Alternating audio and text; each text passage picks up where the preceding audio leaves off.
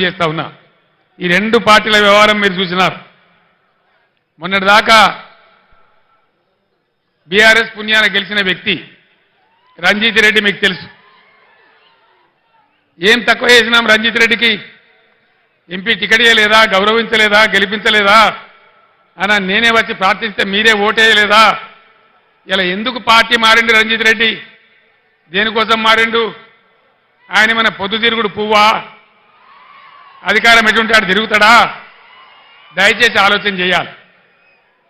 ఈ ఇద్దరు వ్యక్తులు కూడా ఎవరికి తెలిసిన వాళ్ళు కాదు. బీజేపీ తరఫున నిలబడ్డాయినా కానీ ఇలా కాంగ్రెస్కి వెళ్ళి వచ్చాడైనా కానీ ఏ కారణం మీద పోయిండు రంజిత్ రెడ్డి? ఎందుకు పోయిండు? ఎందుకు పోయిండండి? అధికారం కోసమా, పదవుల కోసమా, పైరవీల కోసమా? దయచేసి దానికి మీరే సమాధానం చెప్పాలి. ఈ విధంగా ఉన్న వాళ్లకు ధీటైనటువంటి దెబ్బ మీరు కొట్టాలని చెప్పి నేను మనవి చేస్తా ఉన్నా.